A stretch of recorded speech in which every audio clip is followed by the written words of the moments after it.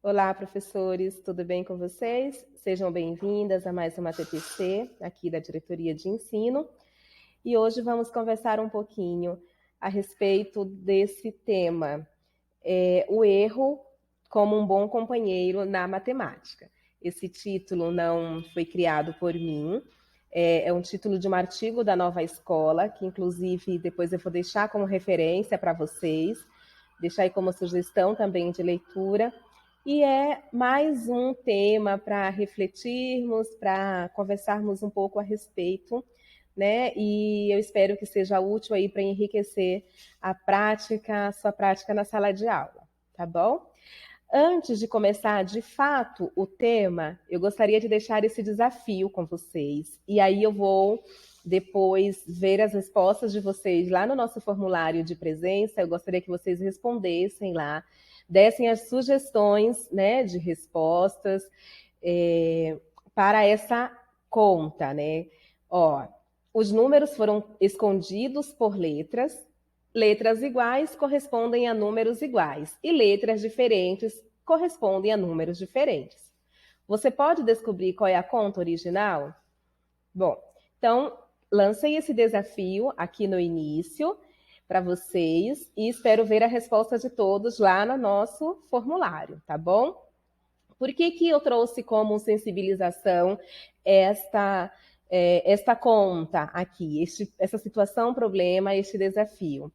Porque a gente precisa refletir, né?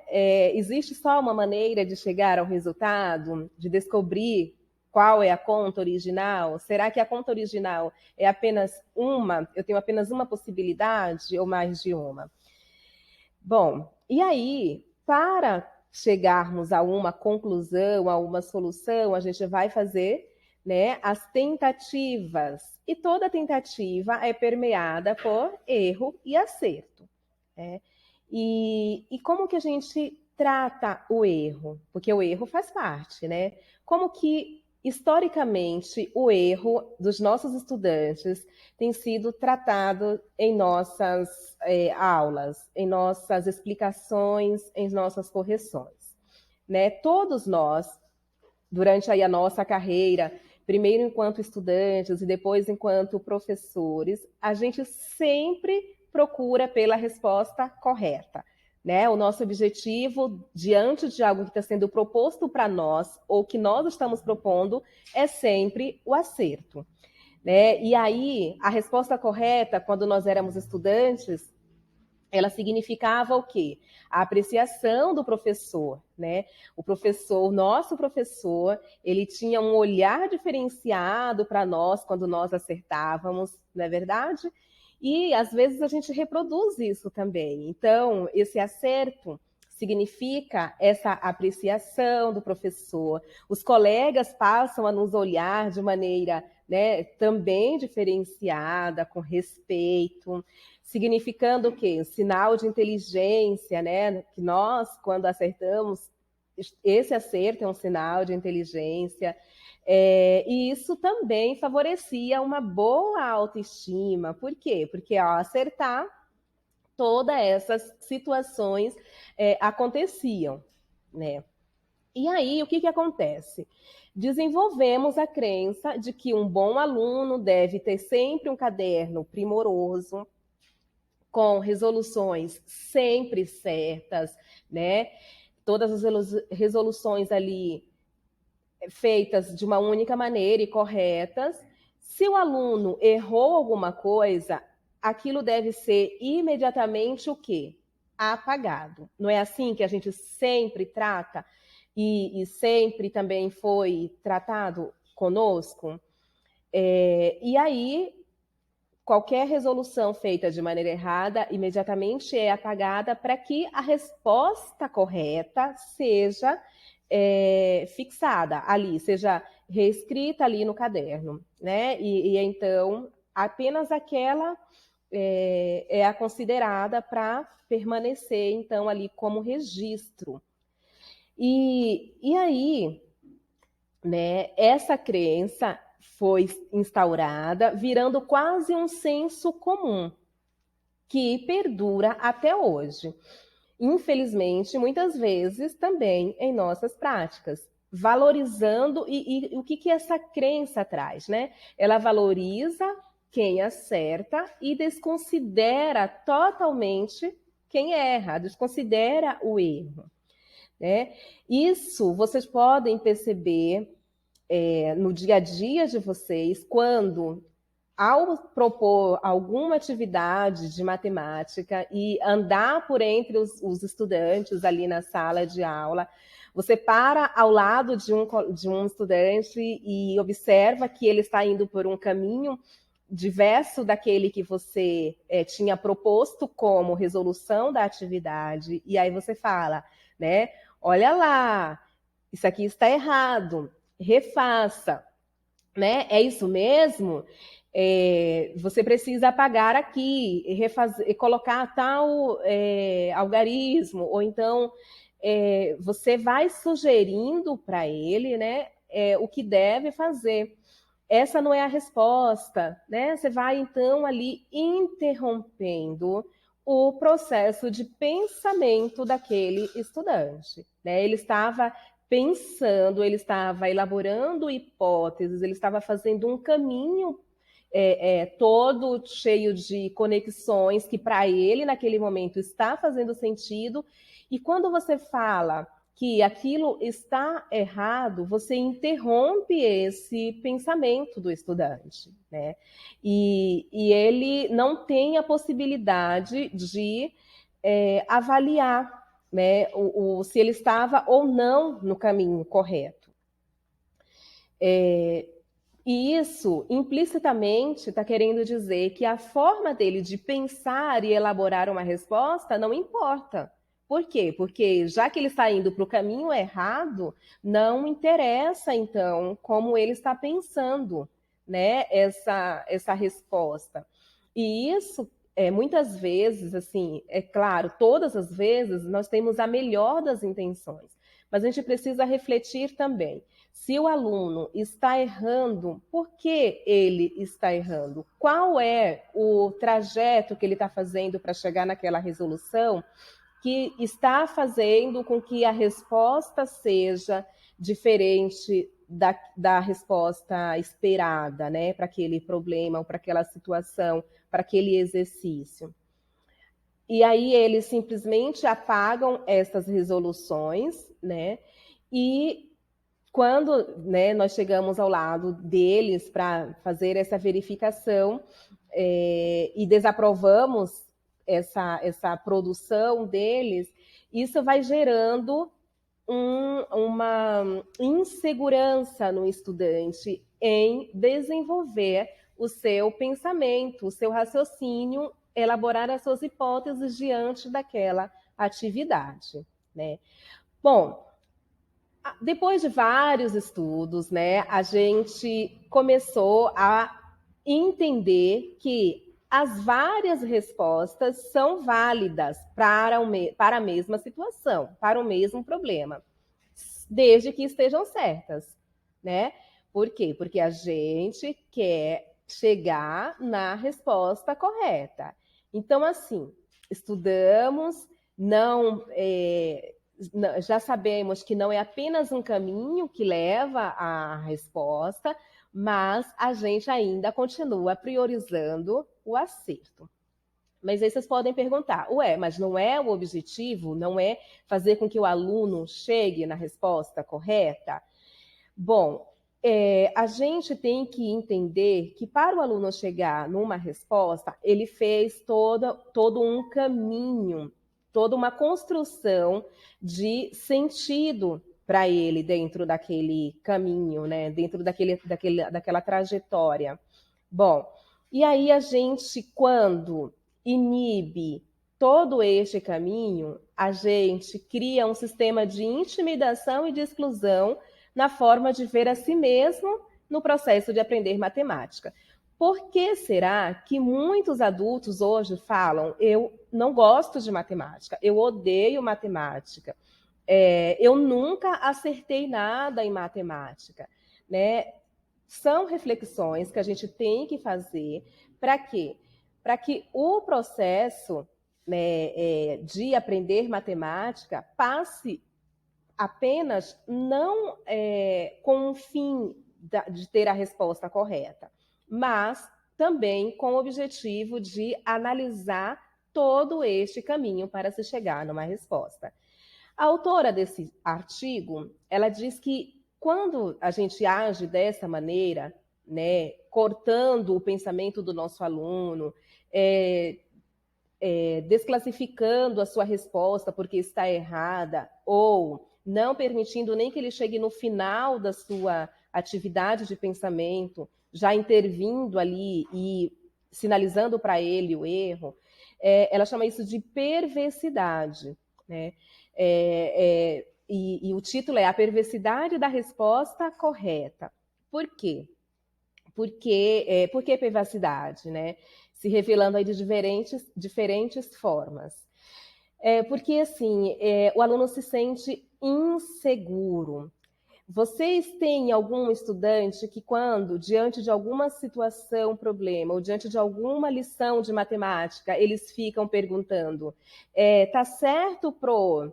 É assim mesmo que faz? É assim que tem que fazer na prova? Eu estou fazendo certo? Certamente, em todas as salas, tem alguns estudantes que têm essa insegurança, né? Por quê? Porque eles ainda não se sentem num ambiente acolhedor para que este erro seja trabalhado de maneira mais leve e também de maneira a gerar um aprendizado, né? Gera pouca motivação frente ao constante fracasso. Se em todo momento ele está errando, chega um momento que ele não faz mais questão de aprender, de continuar tentando, né? Porque aquilo vai desestimulando, e a forma como a gente trata também esse erro vai desestimulando as tentativas desse aluno, né? Inclusive, ele pode desistir aos poucos porque sempre faz errado. Além disso, muitas vezes o aluno que não consegue a resposta correta, ele é rotulado de desinteressado ou, às vezes, é rotulado de dependente do professor, né? Essa dependência excessiva, sempre querendo que o professor diga qual caminho seguir para chegar na resolução da atividade. Né? Ele sempre fica, esse aluno fica sempre esperando a resposta, esperando esse direcionamento ou esperando que alguém faça para que ele copie. Né? Ele não está sendo ali estimulado a fazer, mesmo que por enquanto ou no início as tentativas não cheguem à resposta correta. Né?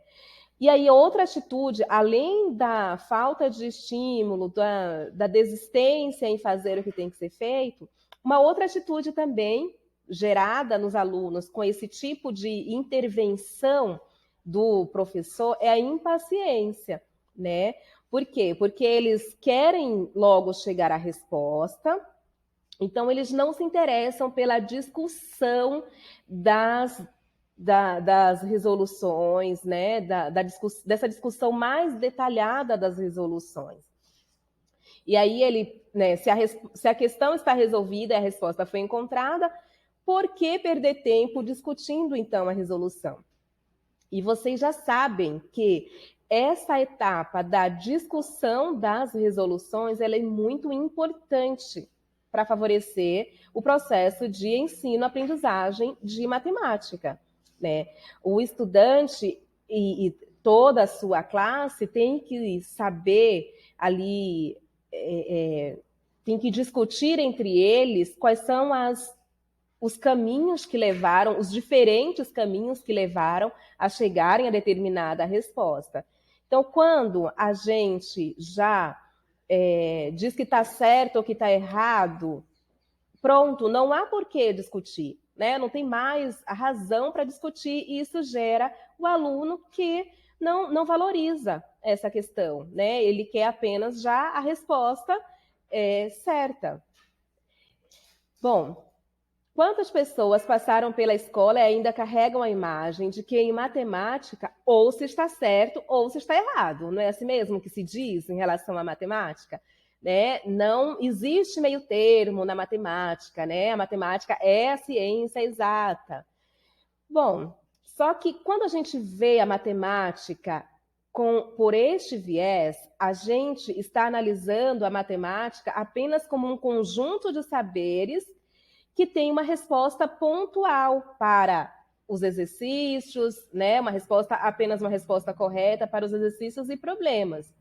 Mas e a matemática vista como um elemento para desenvolver o pensamento, né? Porque nós temos como premissa também dos nossos estudos a respeito, né, até mesmo na nova BNCC, o pensamento matemático. Muito bem. E quando a gente fala apenas de resposta certa ou errada, a gente exclui essa questão da matemática como ciência que também deve estimular o pensamento, né?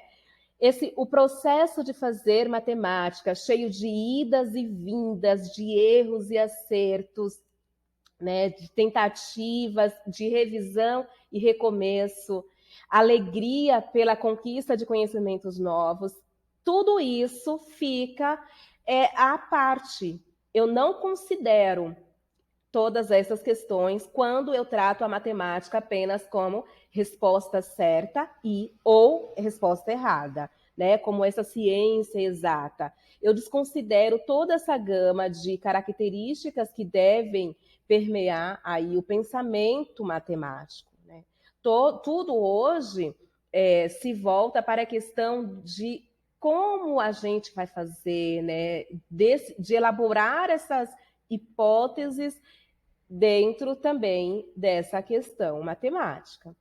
Os parâmetros curriculares nacionais, lá em 99, eles afirmam que tão importante quanto a resposta correta é o processo da resolução, né? Então, assim, a gente não deve em nenhum momento considerar só a resposta correta, mas o processo que foi feito para chegar a essa resposta, como é trabalhado, como é considerado dentro do meu da minha proposição ali de atividade, né? Seu objetivo é tentar direcionar a matemática escolar para o desenvolvimento das habilidades de pensamento do aluno. Então, olha só, mais uma vez a gente trabalhando aí com algo mais amplo, não apenas com a resposta exata, mas com essa questão das habilidades de pensamento, né? Os problemas seriam a estratégia para trabalhar no aluno essas habilidades. O desafio, portanto, está em resgatar a imagem da matemática como área do conhecimento com formas próprias de questionar e de pensar, desculpem. Então, olha, a gente vê que existe também dentro da matemática esta possibilidade de abranger, né, os pensamentos, de questionar, uma forma própria de questionar e de pensar matemática. E isso nós precisamos valorizar. A gente não pode trabalhar matemática apenas dando um conceito, dando uma atividade para fixar aquele conceito e valorizando a resposta correta daquela atividade. O que nós podemos fazer, então? Propor atividades mais abertas, mais complexas e apresentá-las de formas diferentes daquelas com aulas apenas com exercícios de aplicação, né? Que é o que tradicionalmente nós conhecemos e fazemos, sentimos segurança em fazer, né? Que é aí aplicar esses exercícios. Isso gera uma resposta que pode ser percebida no estranhamento dos alunos ou na acentuada resistência às atividades que são feitas ou não são feitas ou explicadas antes pelo professor. Então, quando a gente começa a trabalhar de maneira com atividades mais abertas, valorizando mais o processo, né? isso gera um estranhamento. Por quê? Porque o nosso estudante não está acostumado, gera estranhamento até para a gente. Por quê? Ele está acostumado com o quê? Com fazer o exercício, fazer a atividade depois da explicação do professor, né? Ou o professor dizendo ali o que é para ser feito. Quando eles têm que confiar em si mesmo, ir no colega, né? Se é uma atividade ali em grupo, sem tanta dependência do professor dizendo cada passo se estão certos ou não, no primeiro momento isso vai gerar, sim, estranhamento, né? Até criar uma rotina diferente, vai ter aí essa resistência, porque eles estão acostumados a perguntarem se está certo, porque eles estão acostumados a ficar chateados quando estão errados, né? Se frustrarem quando estão errados, porque a gente também tem que trabalhar essa questão do erro, que o erro deve ser muito bem aproveitado nas nossas salas de aulas, né? Nas nossas aulas.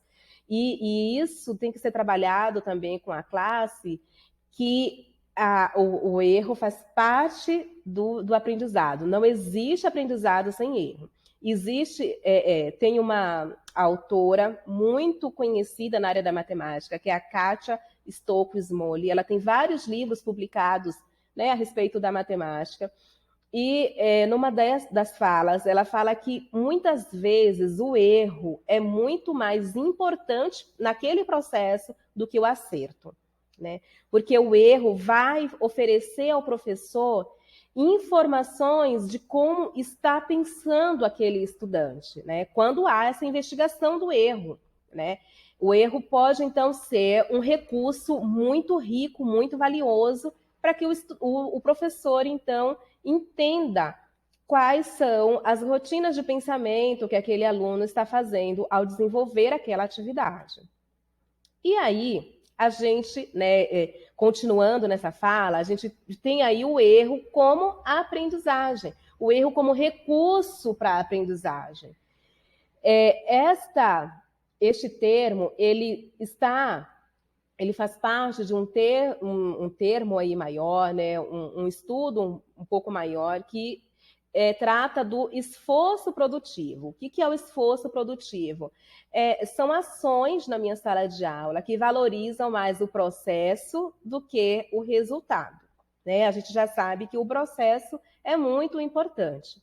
Então, quando eu tenho aí essa questão do esforço produtivo, no qual o meu aluno vai mobilizar neurônios, né? Vai mobilizar ali conhecimentos prévios, vai mobilizar algum esforço mesmo para fazer determinada atividade, a gente tem aí a subversão da matemática tradicional, que é essa matemática que eu estou falando, né? De resposta exata, de um caminho apenas, ou até considero mais de um caminho, mas desde que leve uma resposta correta.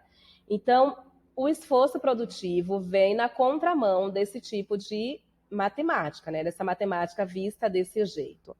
Por quê? Porque na matemática tradicional, o professor explica o conceito, apresenta o exemplo, né, mostra lá o exemplo e um problema, uma situação na qual aquele conceito apareça, e todos decoram esta formulazinha, né, este caminho apenas, e tenta aplicar nos exercícios parecidos com aquele do exemplo, né? Se coloca ali vários exercícios bem similares, mudando ali só pouca coisa, e aí aquilo cria um padrão na mente do estudante. Quando ele se depara com uma situação que seja diferente daquela que foi proposta como exemplo ou proposta nos exercícios, ele não sabe como resolver, né? Porque foi ensinado para ele um modelinho apenas. Não teve uma amplidão de pensamento ali, não teve esse trabalho de analisar os outros caminhos, as outras possibilidades, né? Então, o aluno só consegue desenvolver e chegar ali numa resposta satisfatória quando a situação colocada diante dele é muito parecida com a que ele viu ali como exemplo, como explicação na sala de aula. Quando a gente tem o esforço produtivo, o conteúdo e os exercícios são apenas meios, mas meios para quê? Para desenvolver habilidades, né? Percebam aí, não é decorar fórmulas, não é decorar o passo a passo de resolver aquele exercício. Não é o conceito em si, mas habilidades de pensar no como fazer, no como chegar à resposta, e não apenas na resposta em si. Para isso acontecer, né, as crianças e adolescentes precisam estar em um ambiente acolhedor. Né? No que é esse ambiente, né, nesse contexto aqui, o que é esse ambiente acolhedor? É aquele no qual eles se sintam à vontade para investigar essas hipóteses, errar e tentar de novo, né? Deixar ali aquela primeira resolução registrada no seu caderno para acompanhar depois a evolução para uma outra, né? Eu comecei a fala de hoje falando que é nosso costume a gente pedir para o aluno apagar o que ele errou e deixar apenas a resposta correta no caderno, né? Registrada ali no caderno.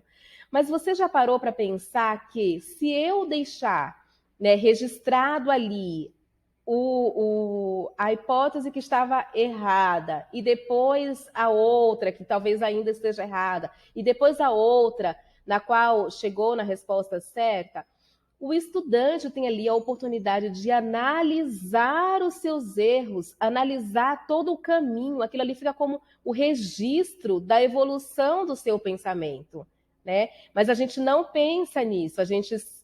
Nós estamos habituados a apagar todo o erro. E o erro, quando a gente começa a tratá-lo como aprendizagem, como recurso da aprendizagem, ele tem muito a nos oferecer como resultado satisfatório da nossa prática e também das aprendizagens do nosso estudante. Né? O estudante tem ali a condição de ir avaliando todo o seu processo. E aí a gente faz o quê? A gente ressignifica esse erro. A gente não trata mais o erro como algo a se evitar a qualquer custo, mas a gente trata o erro agora como algo que nos ajuda a chegar no nosso objetivo, nos nossos objetivos de aprendizagem. Quando o erro passa a ser entendido como positivo, a dificuldade é vista como oportunidade de aprendizagem. As crianças compreendem que não precisam acertar tudo de primeira, nem serem as mais rápidas. Então, isso gera o que na criança? Isso gera mais possibilidades de concretizar aquele objeto de conhecimento.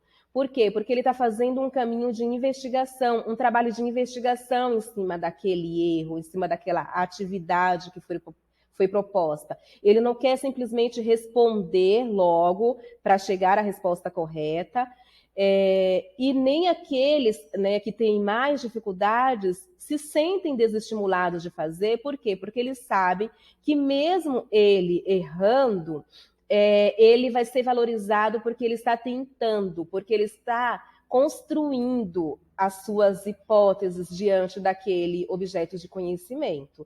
Então, os estudantes passam a entender que aprender envolve esforço e reflexão, né? Porque muitas vezes eles querem responder logo, querem acertar, querem ter essa resposta já validada, e não se envolvem nesse processo de reflexão. Eles não param para pensar como estão fazendo, como estão desenvolvendo aquela atividade. Porque muitas vezes você pergunta, tá, mas como você chegou nessa resposta?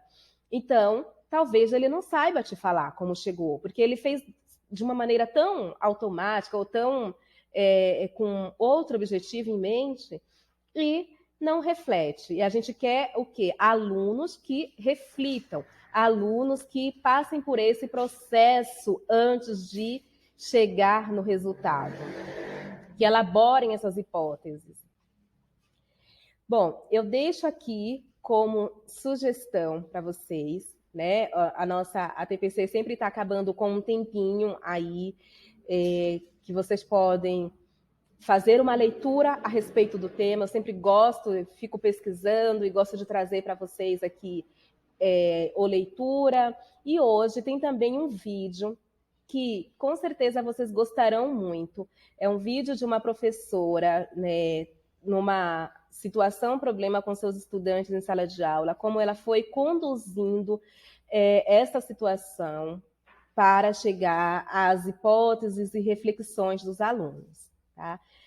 Fico por aqui, desejo aí uma ótima semana para vocês, ótimos momentos de reflexão aí na sua unidade escolar com seus pares e que a gente comece a refletir a respeito dessa questão do erro como um recurso que a gente pode trabalhar, também trabalhar em nós, né, reformular o nosso pensamento para isso e também trabalhar com a nossa classe, com os nossos estudantes. Eles precisam saber que mesmo errando, eles são valorizados, porque para nós o mais importante é o processo. E o processo, um processo bem refletido, bem elaborado, leva a resultados muito positivos da nossa prática.